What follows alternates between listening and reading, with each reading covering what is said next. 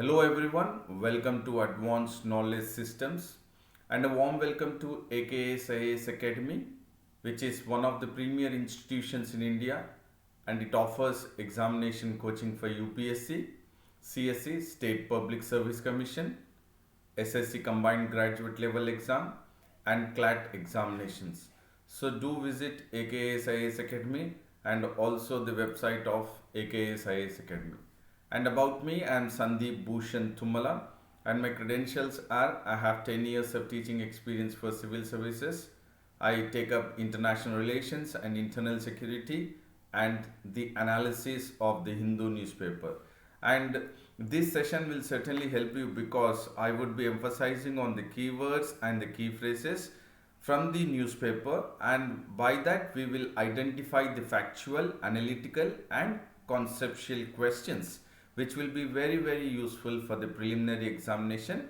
And while you imbibe the keywords and the key phrases in your answers for the mains examination would also be very precise and concise, and you would score higher marks in the mains examinations. So this session will help you to score higher marks in the mains 2020, and also it will be useful for you to crack the prelims and mains 2021. So do follow the entire session of the daily news analysis at AKS IAS Academy. This session is the daily news analysis of the Hindu newspaper, that is of 11th December 2020. And before we get into the DNA of the Hindu newspaper, we will focus at the quote of the day. And the quote of the day is, all progress takes place outside the comfort zone. So what is important is, when we wanted to progress, when we have a goal and when we wanted to success and reach the short term and long term goals, it is imperative to all of us to move out of the comfort zone. Only once you are out of the comfort zone, no doubt you will attain progress and thereby you will attain success. So all progress takes place outside the comfort zone. Now we'll get into the newspaper analysis of the Hindu newspaper. And the Prime Minister Narendra Modi yesterday, that is on December 10th 2020, has gone ahead with the ceremony foundation stone of the new parliament building, and he has made it very clear that this is the channel and it will reflect the aspiration of the 21st century. That is, the new parliament building is the channel and it would reflect the aspiration of the 21st century India. And this ceremony included all faith prayer and rituals by priests from Sringeri Sharda Peetham. So this is a keyword which is the prelims perspective, that the priests are from the Karnataka, that is from Sringeri Sharda Peetham, and the Shankha, that is conch shell, and Navratnas, that is 9 precious stones, had come from the Peetham, that is Sringeri Sharda Peetham. And he has also put forth that there is a spirit of various scenarios, that Mr. Modi has called upon all the MPs to make sure that they keep the spirit of optimism. And this spirit of optimism is definitely that the democracy in India would be made sure that the MPs would be accountable to the people and to the Constitution of India. For that, there need to be a spirit of optimism amongst the MPs, and that is what has been emphasized by our Prime Minister Narendra Modi at the foundation stone laying ceremony. And he has also emphasized, or he has spoke about the spirit of conversation and dialogue. So this is the spirit of conversation dialogue, which is actually the main intention or the motto or the vision of the first Guru of the Sikhs, that is Guru Nanak Dev Ji. So he has referred back to the Sikhs or the Guru Nanak Dev Ji, that the spirit of conversation and dialogue is the need of the hour. And he has also observed that as a nation we need to come together or pledge, and then we need to also get into the mode of a spirit of democracy and public services, and this is very crucial. So the spirit of optimism is the keyword, spirit of conversation and dialogue, and the spirit of democracy and public services should be alive is the or are the keywords which have been emphasized by our Prime Minister Narendra Modi during the foundation stone laying ceremony. And he has also made it very clear that Indian democracy has the ancient roots of democracy, and he has emphasized that the ancient roots of democracy are the one which are at the concepts of the 12th century Anubhava Mantapam, which has been set up by Basveshwara, and in the 10th century the stone inscription village near Chennai, and it has gone ahead with describing the Panchayat Mahasabha, and wherein in the Panchayat Mahasabha it is very clearly elaborated in the stone inscription about the rules, that is definitely the need for members to disclose the income, that is the Panchayat Mahasabha members have to disclose their income, was an elaborate rule which was found in the stone inscription in a village near Chennai, that is of 10th century stone inscription,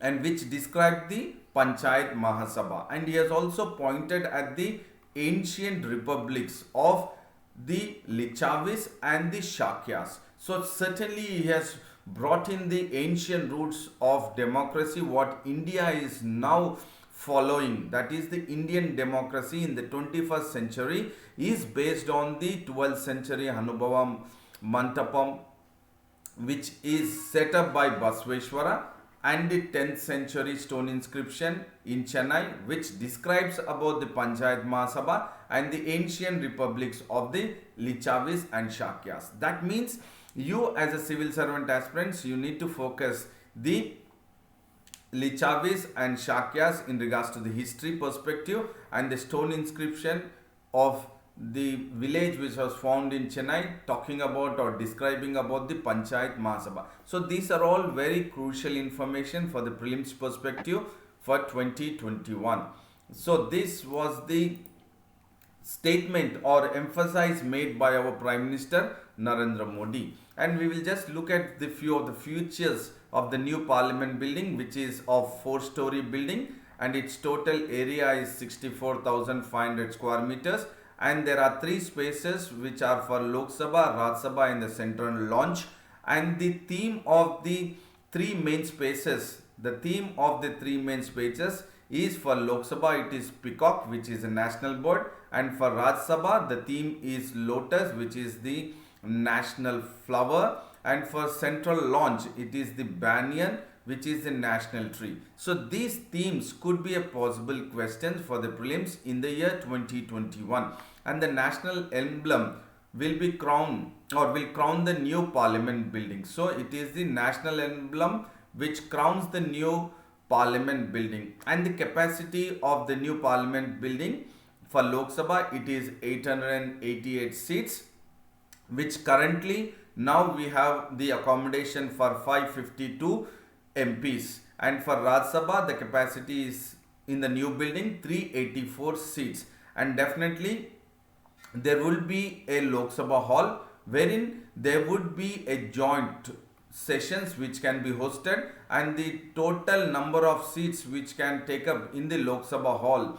is 1272 seats, and the contractor for this new building is Tata Projects, and the architect for the new Parliament building is HCP Design, Planning and Management.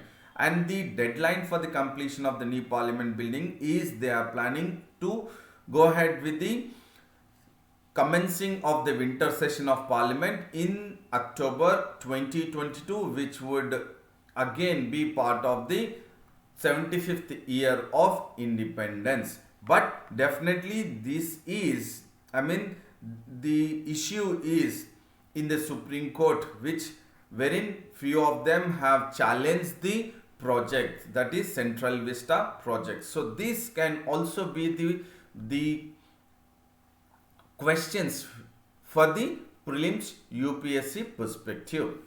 And there is another news which talks about the UN Population Award for 2020. So the UN Population Award for 2020 has been presented to LPH India NGO, and this is as per the release or the by the UNFPA, which has been released, that LPH India has been presented the UN Population Award for 2020. And then this UNFPA is, or it was established by the United Nations General Assembly in the year 1981, and the United Nations Population Award recognizes, or it presents the award by the recognitions or the contributions made by the individuals or by the institutions in the fields of population and reproductive health. So certainly the fields which are taken into consideration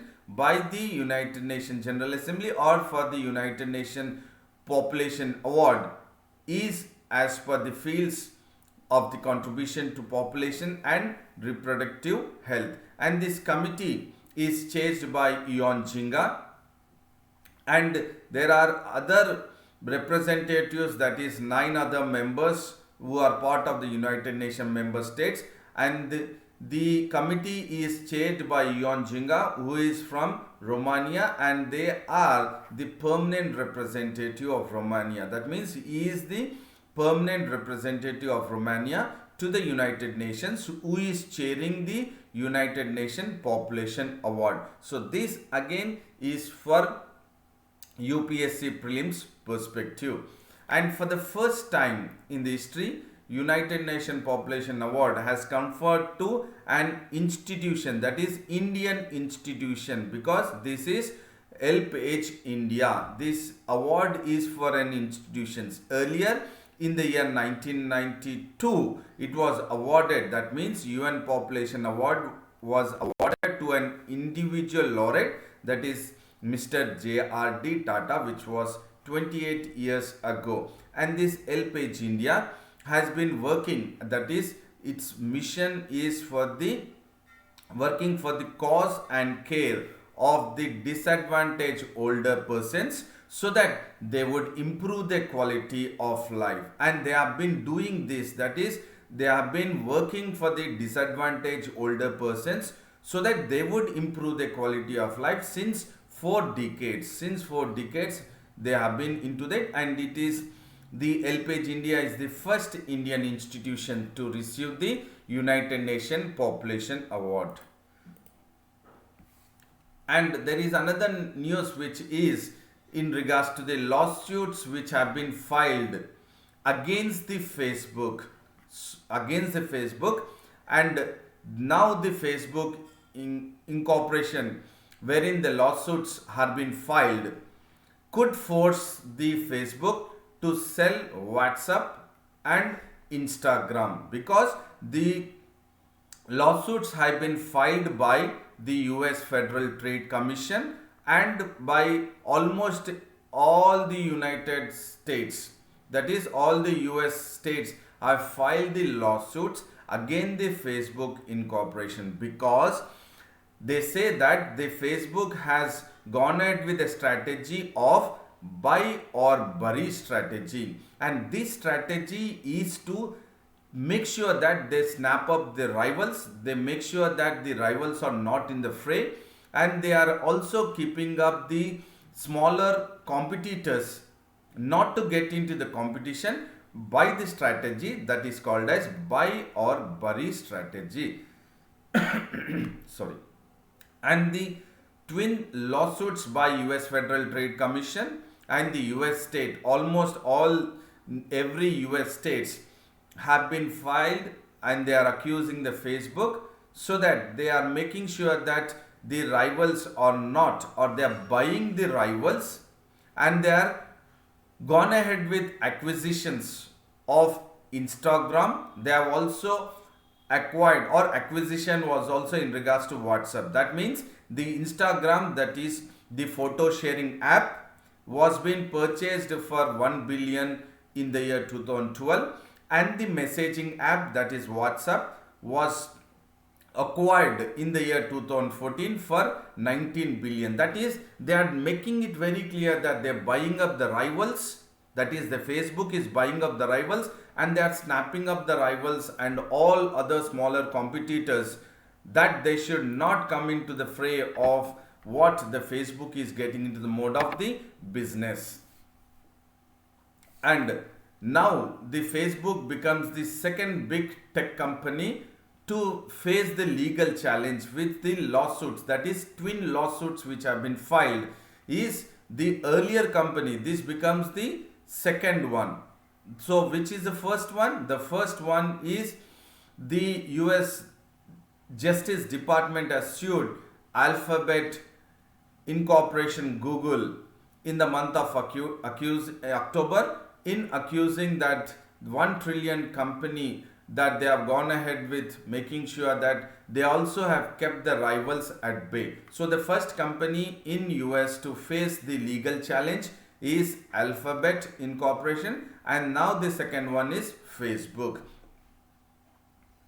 And you have another news which is in regards to the NRC, and this is as per the Assam's NRC list. So definitely there are almost 19.06 lakh people out of 3.3 crore applicants which have been part of the NRC in Assam, and out of the 3.3 crores, 19.6 have been excluded from the NRC list on August 31st, 2019, and thereby, because 19.06 lakh citizens or applicants were excluded from the NRC, so therefore the affidavit has been filed or submitted by the Assam's NRC coordinator, and the Assam's NRC coordinator is Hitesh Dev Sharma, and he has submitted the affidavit with or before the Guwahati court,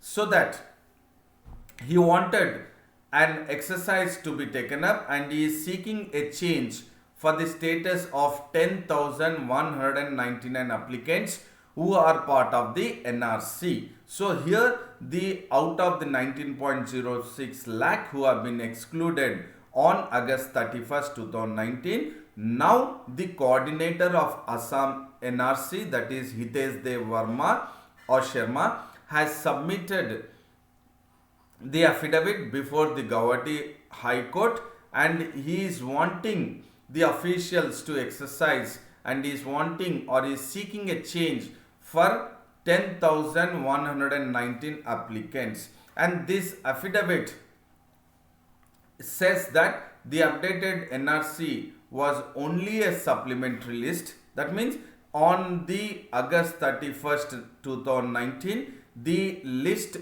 which has come up, that is the updated NRC, is just a supplementary list of inclusions and exclusions of names from the RGI, that is Registrar General of India, is yet to publish the final NRC list. So when the RGI is yet to publish the final NRC, before this itself, the coordinator of Assam's National Register of Citizens has gone ahead with submitting an affidavit before the Guwahati High Court in regards to seeking a change for the status of 10,199 applicants.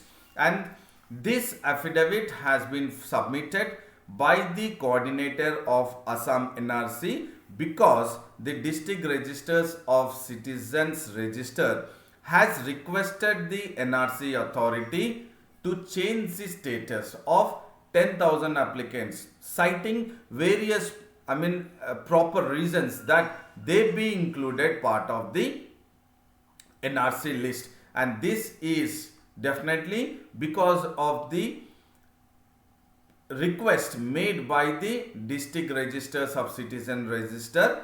The affidavit has been filed by the coordinator of Assam NRC in the Guwahati High Court, and there are few applicants who are still ineligible to be part of the NRC, because that is on the basis of a set approved that a person can be a domicile or a citizen of Assam, wherein he can be a domicile, an ex-person can be a domicile of a person in Assam before March 24th, 1971. So this is the cutoff date which has been taken into consideration to determine an individual to be part of the citizen, that is as per the Assam Accord of August 1985. So this is a keyword, and then March 24th is also the cutoff keyword, which as per the Assam Accord of August 1985, which is taken into consideration of March 24, 1971 as a cutoff to determine a citizen as a citizen or the domicile person of Assam. And this process is definitely making it very clear that they would come up with the rejection slips to be given to 19.6 lakh excluded is still yet not started. It is the process of the serving the rejection slips to the 19.6 lakh which the NRC has decided on August 31st, 2019 is still not final. It is still not started.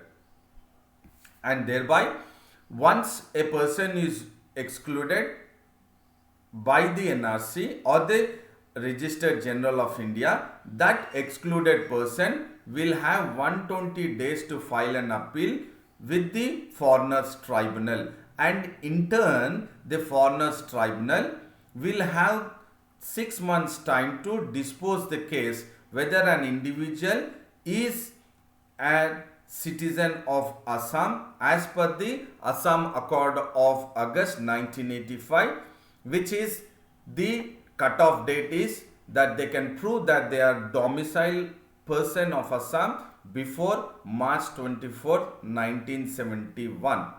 So this is the NRC, which is again crucial for prelims perspective and also mains in regards to the citizen of India or the National Register of Citizen, and the Registrar General of India is yet to publish the final list of all the excluded persons who are 19.6 lakh out of 3.3 crore applicants.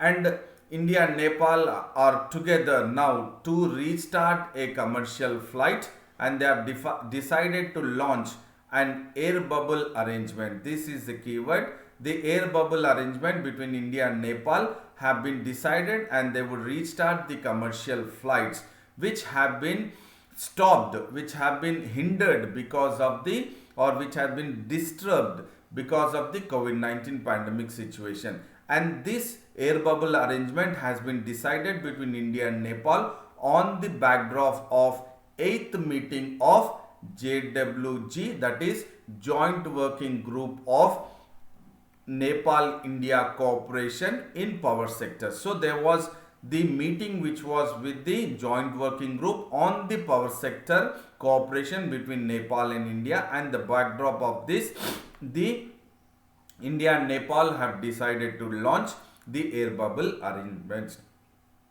and both of them have agreed to start one flight daily, and there would be Indians, Nepalis and the OCI and the PIO card holders and all the Indian visa holders would have or would have the permission to go ahead with taking up the air flight daily between India and Nepal.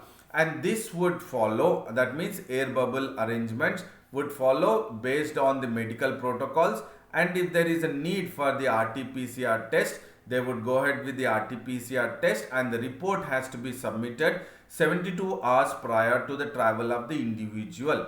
And Nepal has suspended the entry of all foreigners from midnight March 2020 based or because of the COVID-19 pandemic situation. And the Mr. Shringla, that is Foreign Secretary of India, has visited Kathmandu on November 26-27 so that they would make sure that the tensions which are between India and Nepal because of the border dispute or disputed area of Kalapani region, and both the Shringla, the foreign secretary level talks have taken up, so that the tensions have been resolved between both the countries, and now they have gone ahead with having a joint working group meeting between India and Nepal for the cooperation of the power sector, and also decided to launch the air bubble arrangement. So certainly the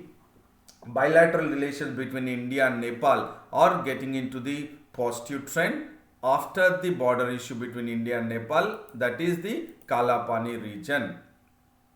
And now the another news which talks about is the ADB, that is Asian Development Bank, has contracted the projection of the India's GDP to 8%. That means ADB has upgraded the forecast of Indian economy to 8% contraction, that is minus 8% in the year 2021, which wherein the ADB has estimated that it would be minus 9%, and from minus 9 to it has upgraded to minus 8% of India's economy, because there is a possibility that India's economy would be on the faster than expected recovery. So this is the keyword. So India's economy is on the faster than expected recovery. That is why the ADB has projected the earlier, that means from the earlier estimated of minus 9% to minus 8%.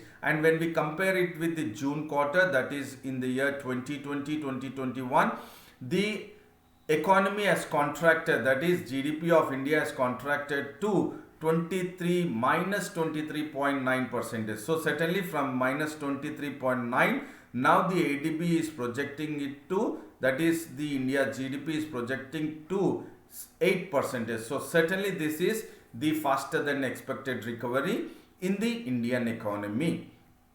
And the South Asia forecast, which ADB has also forecasted, that it is minus 6.8 contraction. Earlier, now it has been upgraded to minus 6.1%, and this from minus 6.8 to minus 6.1% is because of the improved projection, that is faster than expected recovery in the Indian economy has also been helpful for the South Asia GDP from minus 6.1 or minus 6.8 to 6.1, it has been upgraded.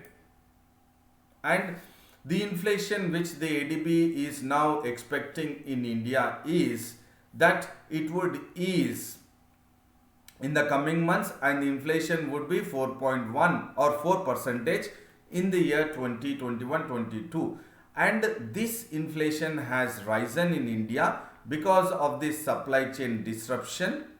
And because of the supply chain disruption, the food inflation has hit very badly, and it has surged up to 9.1% in the first 7 months of 2020 or 2021, both the fiscal year of 2020 and 2021. And in turn, the food inflation for the entire headline inflation, now it is 6.9%. So certainly the inflation is high, around 7%, and this is because of the supply chain disruption, because of the COVID-19 pandemic situation.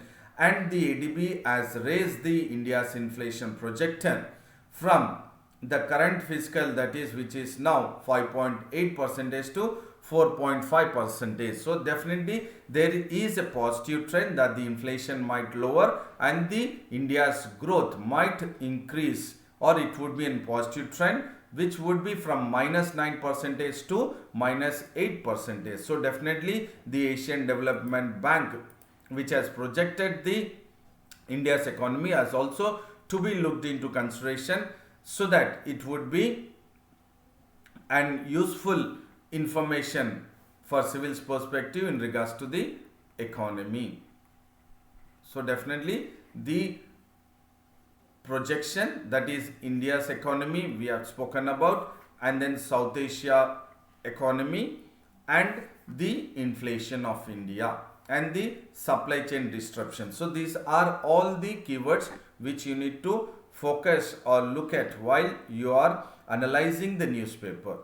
And now we will go ahead with the recapitulating the DNA. And this here we have spoken about the new parliament building, and we have focused about the features of the new parliament building, which would be exclusively for the prelims perspective, and the way the Modi was talking about various keywords about the spirits. So you need to know the spirit of what he was talking about, democracy and coordinating. So those are very crucial that you can use it, all the keywords in the mains examination. And he has also focused about the stone inscription and also about the Karnataka Basveshwara and the Lichavis and Sakyas also. For this, again in regards to the Indian history and culture. So definitely it is part of the Indian history and culture, which could be again current affairs prelims and for the mains perspective. And this is the award is for prelims exclusively, and this lawsuits is in regards to the Facebook, that is in regards to the IT giant. How this Facebook is now the second giant to be have or to get into the mode of the legal complication. And this NRC is in regards to the citizenship. And then we have focused about the Assam Accord also. Assam Accord of 1985, which is March 22nd, 1971 is the cutoff date.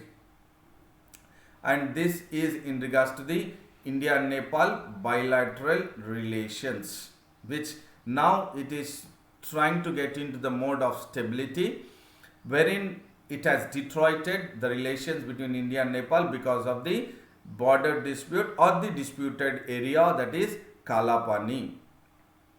And this is in regards to the economy, how the economy of India is faster than expected growth in India and how it is impacting positively in regards to the South Asia GDP also. So as we have discussed or analyzed the entire newspaper in a perspective for prelims and mains, that is macro level and micro level. So I hope this session was informative, knowledgeable session, and I would say a very big thank you to all and a good luck to all for your preparation. And do maintain consistency, stick to your schedule and take care of your physical health and mental health.